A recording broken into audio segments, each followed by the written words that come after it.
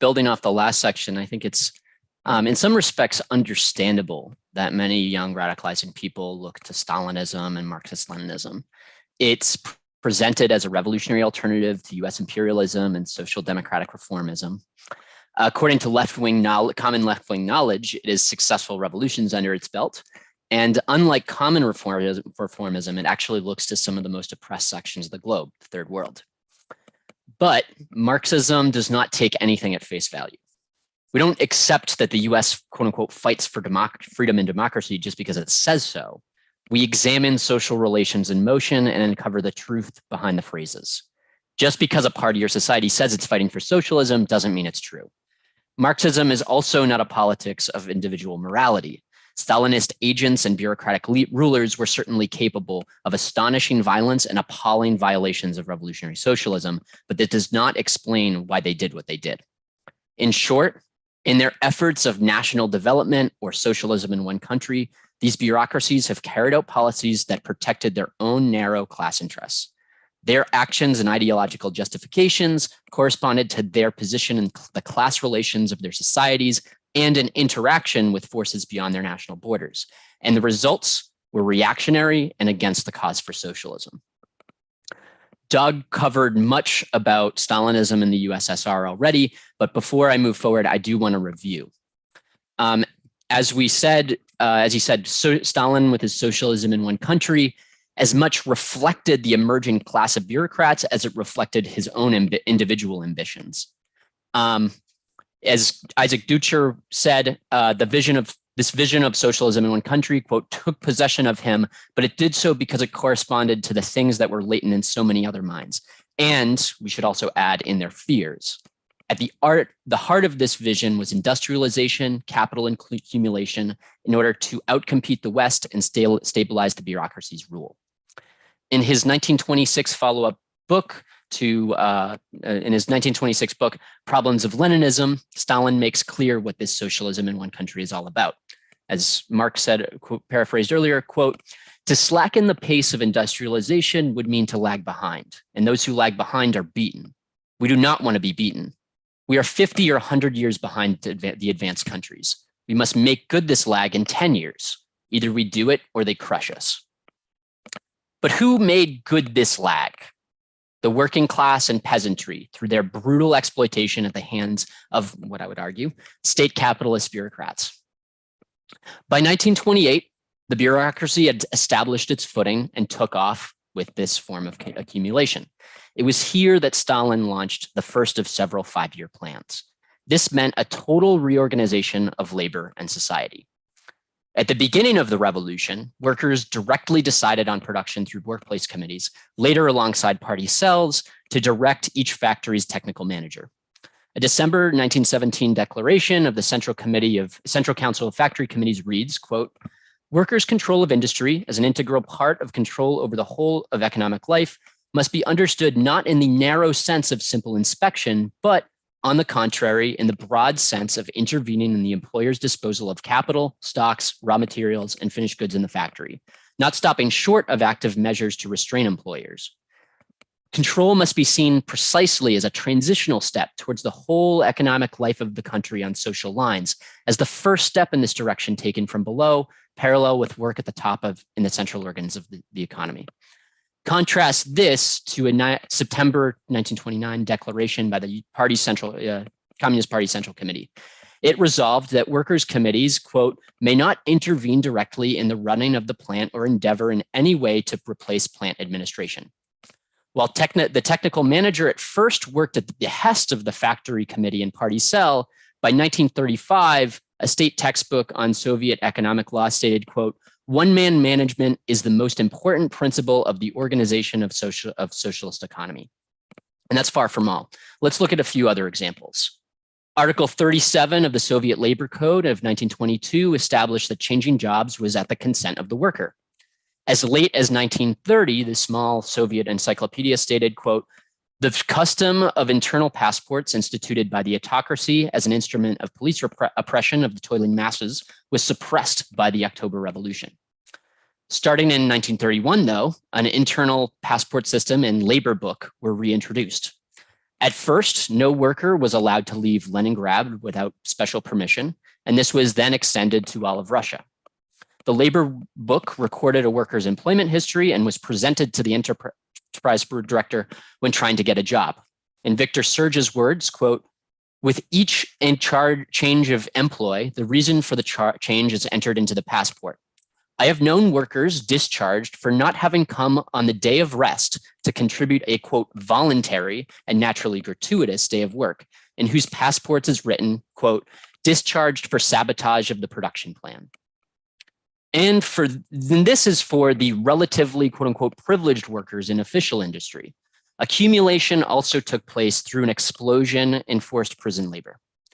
A former GPU official states that in 1930, the total number of prisoners in the entire network of work camps was just over 660,000. By 1938, one escaped prisoner estimated that 5 to 6 million people were imprisoned. In the detailed map and list of 35 labor camps he provided, each camp was geared to a different form of labor: mining, hydropower, railroad construction, textiles, etc. By 1941, gross output for all enterprises managed by the secret police, the NKVD, was planned to be 1.97 billion rubles at 1926 prices, an increase of more than 500 times that of the 1925 output for convict labor. And just as discipline was reintroduced into the factory, so it was for the rest of society. The nuclear family, the gender binary, and heteronormativity, we must remember, are central to capitalism's reproduction of labor. With the revolution, easy divorce and abortion were legalized. Homosexuality was decriminalized and queer marriage was legalized. By 1926, it became legal to change your sex on passports. The state funded research on trans, queer, and intersex issues, and permission was granted to perform gender reassignment surgeries. All this changed with the rise of Stalinism, which sought to reintroduce social reproduction in the form of the family. Progressive laws were retracted, abortion was banned in 1936, homosexuality was criminalized again. These shifts could only take place with the liquidation of the old Bolshevik revolutionary leaders. In 1934, 80% of that year's Communist Party Congress had joined before 1921. Of those 1,900 delegates, 1,100 were arrested in the years following. Of the 139 members and candidates for the party's Central Committee elected at that Congress, 70% were arrested and shot. This counter-revolution on every level had its intended effect. By the second 5-year plan, steel and rolled steel met or exceeded the planned production outputs. By the fourth 5-year plan, coal, oil, electricity, pig iron, steel, and rolled steel all exceeded their production outputs. In place of production for consumption, as in the early years of the revolution, production for capital accumulation, particularly for heavy industry, reigned supreme. In 1927 to 28, the gross output for the means of consumption, means of producing consumer goods, was 67% of total industrial output, while those means of production for heavy industry was 33% of total output. By 1937, that was flipped. 58% went to the means of production for every industry, while only 42% went to means of consumption. Brezhnev, the Soviet premier that succeeded Khrushchev, who had previously succeeded Stalin, made clear the motivation and strategy of this bureaucracy. Competition for the West drove capital accumulation. He was quoted in Pravda in 1970 as stating, quote, "This competition with the West takes different forms. In many cases, we are coping successfully with the task of overtaking and outdistancing the capitalist countries in the production of certain types of output. But the fundamental question is not only how much you produce, but at what cost, with what outlays of labor. In this field, the center of gravity between the systems lies in our time." As Stalinism emerged in Russia, it began corrupting the entire international communist movement. We talked a little bit about this in the last section. This meant not only making military alliances, but also tamping down on the potentially destabilizing winds of revolution. How did this happen? Stalinism used the revolutionary credentials of the Bolsheviks against the newly minted communist parties elsewhere. As Chinese communist Zhang Xiaolin said about the 1925 Chinese Communist Party resolution condemning Trotsky, quote, on theoretical and political questions, the Chinese Communist Party Congress simply accepted Comintern instructions. Because of the issues at stake within the CPSU, the Communist Party of the Soviet Union, had already become public and had spread to the Comintern, communist parties in the various countries were formally passing anti-Trotskyist resolutions to send to Moscow. And of course, the Chinese communists had to be among them, even though, as I have said, few of us knew what the controversy was about. The result was that the resolution passed unanimously. As time went on, the Russian leadership of the Comintern directly intervened and would purge, quote unquote, disobedient leaders of foreign parties. Reading the history of the American Communist Party, one can clearly see the jockeying for favor between the factions of Pepper and Lovestone, William Z. Foster, and James Buchanan. And around this time, there was this old joke among American communists. How are the Communist Party of America and the Brooklyn Bridge similar? The answer, they're both held together by cables. Cables as in telegrams from Russia, if you catch my drift. And this had disastrous effects on struggles for liberation and socialism around the world. Let's talk about China. In China, throughout the 1920s, the communists organized workers for both national liberation from colonialism and for socialist liberation from capitalism. By 1926, its party membership had reached 58,000 members. Yet the rising Russian bureaucracy had made an alliance with the bourgeois nationalist Kuomintang, the KMT, arms and training from Russia and hope in a nationalist revolution against world imperialism. They discounted the possibility of workers' revolution in spite of the 3.5 million Chinese workers working in foreign-owned factories and the 11 million working in smaller workplaces. A mistaken political perspective is one thing, but when facts on the ground changed, the bureaucracy stuck to its alliance. Workers did rise up, launching general strikes and a government number 2 that shared many similarities to the Paris Commune in Guangzhou. The Kuomintang, as a party representing capitalists, responded by massacring workers and communist activists alike. The Comintern silenced all criticism of the Kuomintang, ordering the Chinese communists to remain loyal to the KMT. Stalin's chief emissary in China, Borodin, summed it up, quote, the present period is one in which the communists should do coolie service for the Kuomintang. As a result, the Communist Party of China lost 4/5 of its membership, and with the bloody repression of workers' revolution, it was forced to retreat to the rural hinterlands in a few short years afterwards. And I just wanted to, before I move on, I have a section talking about Germany. I did want to also highlight just how fucking craven the Comintern was in regards to its third period policies. Not only did the communists refuse to call for joint action with the reformist socialists in fighting fascism, these communists both fought and allied with the Nazis. When the Nazis led a referendum campaign in 1931 to overthrow the social democratic government in Prussia, the German communists joined them under, the quote unquote red referendum.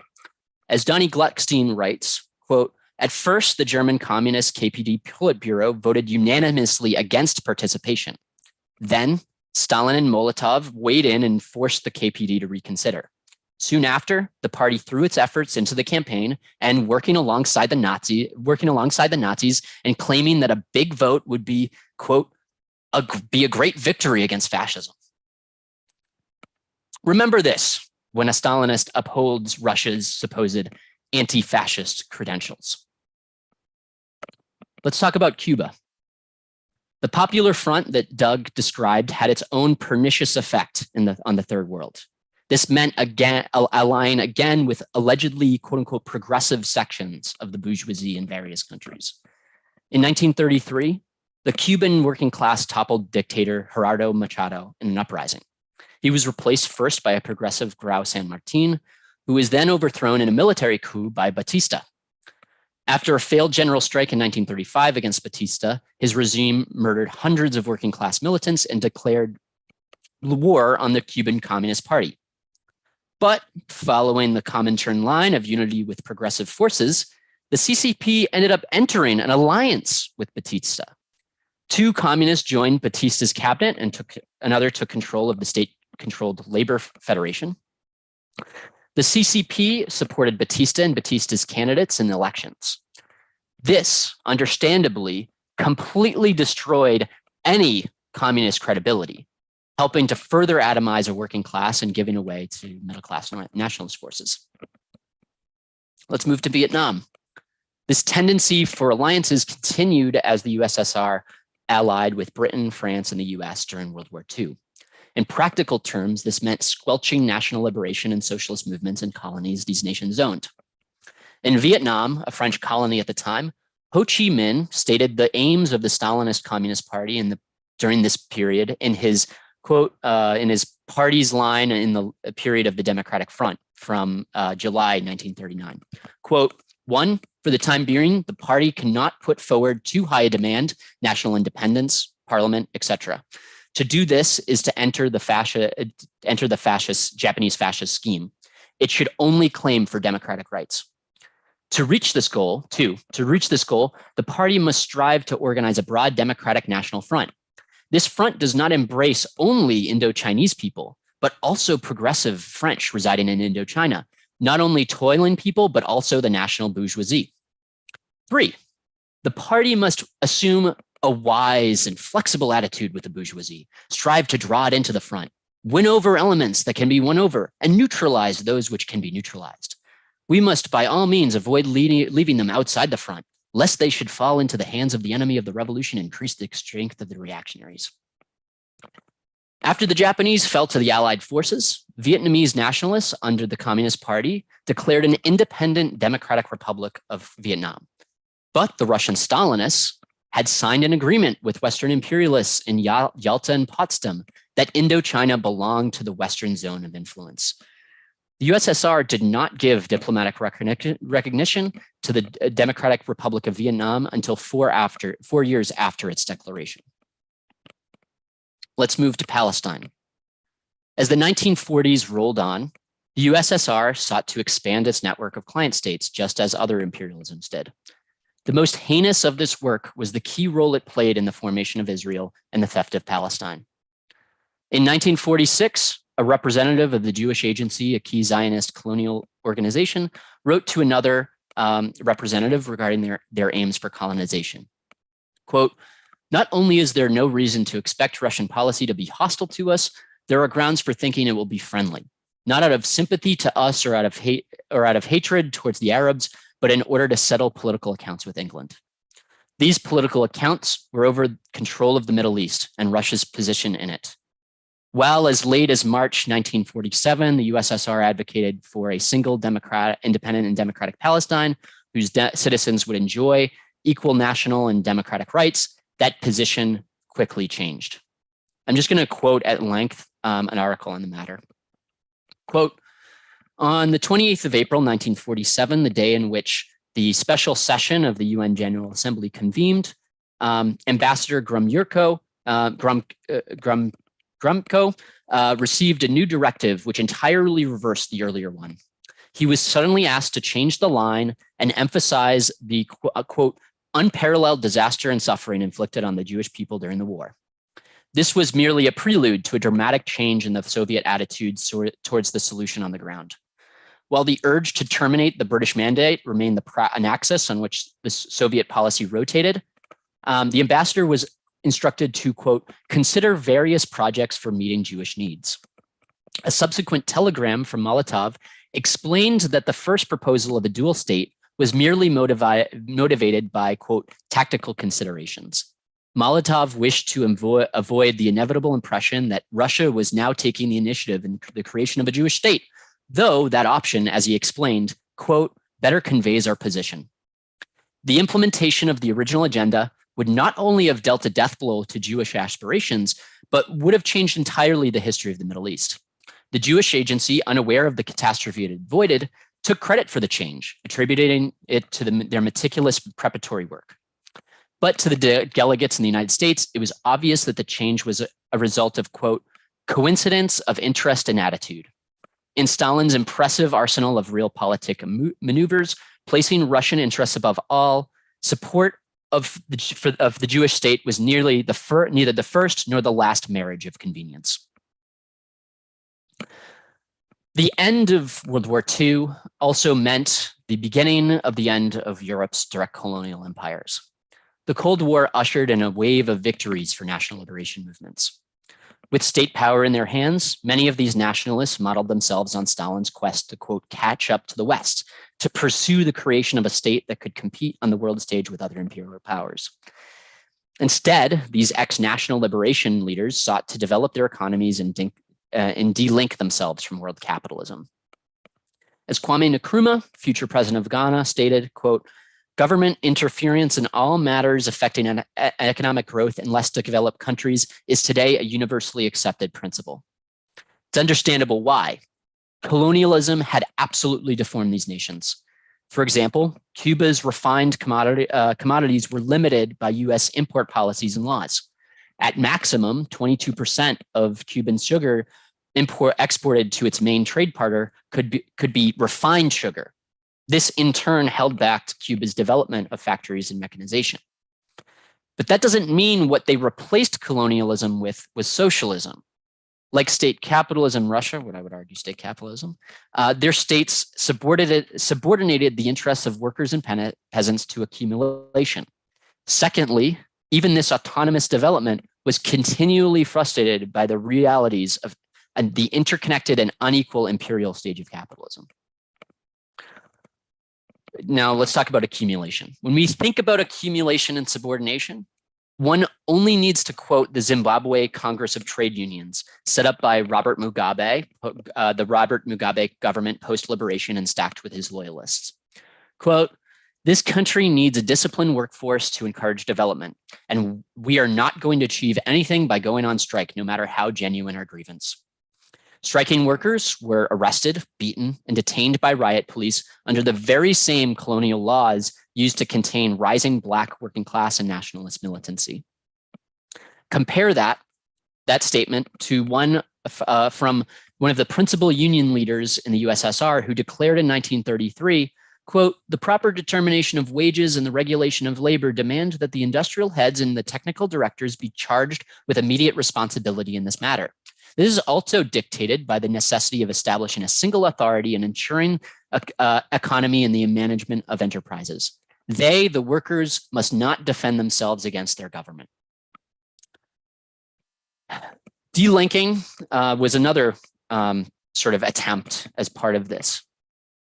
Delinking is similarly reformist and unrealistic as the creation of any small commune that utopian socialists attempted before Marx.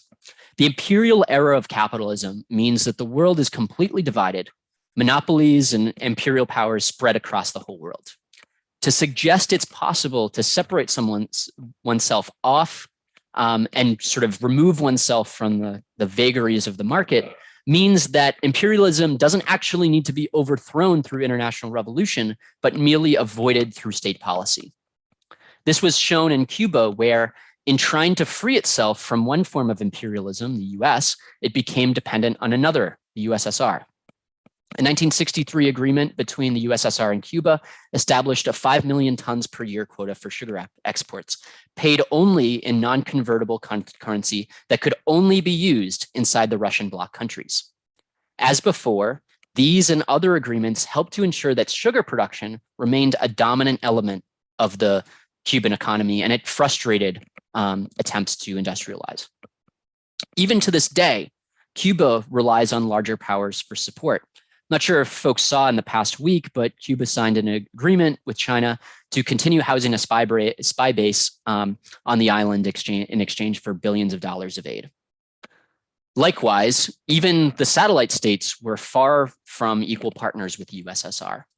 In splitting from Russia's control, Yugoslavia stated, quote, Russia's revolutionary phraseology conceals counter-revolutionary attempts to prevent industrialization of our country. China similarly complained, quote, "The prices of many goods we imported from the Soviet Union were much higher than those on the world market." In fact, the inequality of world capitalism cannot be solved by either one side or the other or another, between its centers or its peripheries.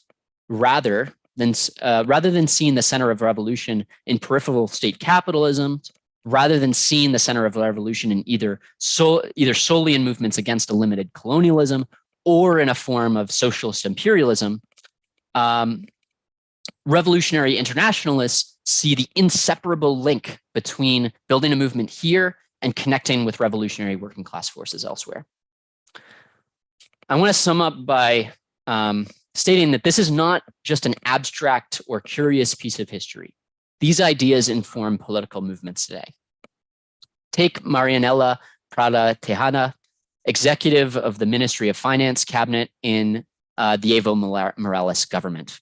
In 2013, she stated, "The development strategy of the Morales government was to, quote, take advantage of the possibility of growth through the exploitation of natural resources, with the state capturing the surplus and redistributing it to social programs and to other economic sectors that generate employment." There are a few assumptions grounding Stalinism and Marxist-Leninism today, holdovers from years gone by.